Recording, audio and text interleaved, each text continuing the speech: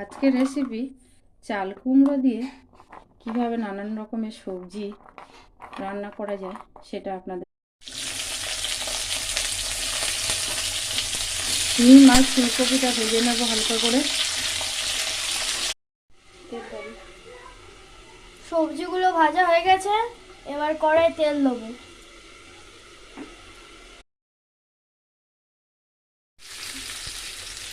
তখন পাঁচফোড়ন দিয়েছিলাম, তেজপাতা দিয়েছিলাম, এবার সবজিটা আর লঙ্কা।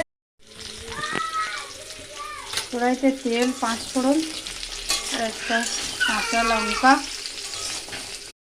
রেডি।